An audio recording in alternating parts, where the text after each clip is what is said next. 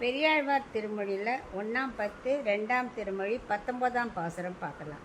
முற்றிலும் தூதையும் உன்கை மேல் பூவையும் சிற்றில் இழைத்து திரிதருவோர்களை பற்றி பறித்து கொண்டு ஓடும் பரமன் தன் நெற்றியிருந்தவா காணீரே நேரிழையீர் வந்து காணீரே.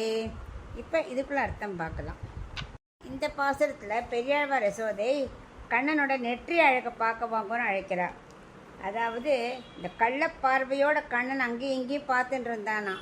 பார்த்தா சில சிறுமியர்கள்லாம் காணுமா.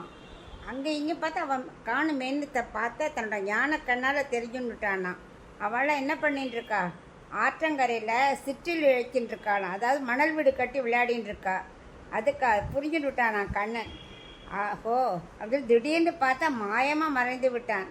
போய் என்ன பண்ணான் தெரியுமா, யமுனை ஆற்றங்கரையில் நுண் மணல் கொண்டு அப்படின்னா நைஸான மணல் கொண்டு அதை வீடு கட்டி கொண்டிருந்தார்களாம்.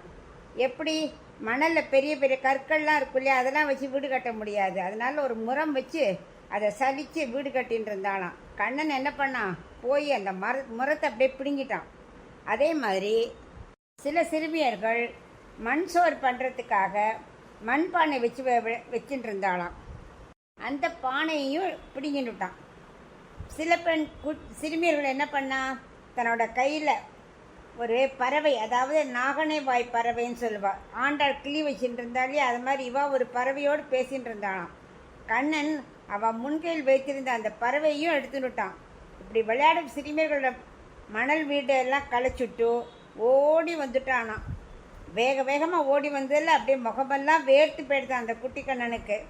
அப்படிப்பட்ட கண்ணன் சொல்கிறார் பரமன் அப்படிங்கிறார்.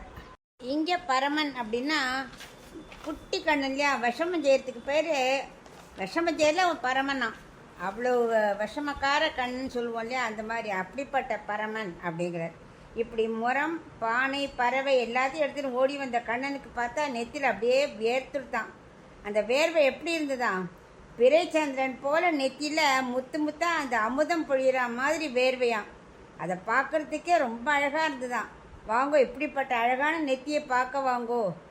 நேர்த்தியான ஆபரணங்களை அணிந்த சிறுமியர்களே அங்கே ஓடி வந்தாளே, அவன் கண்ணன் வந்து பானையெல்லாம் தூக்கி வந்த உடனே அவளும் இங்கே வந்துட்டாளாம். அவளையும் கூப்பிட்டு வாங்கோ வாங்கோ, நீங்களும் ஓடி வந்து பாருங்கோ, சேழிழையீர் வந்து பாருங்கள், வந்து பல்லாண்டு பாடுங்கோ அப்படின்னு அழைக்கிறார்.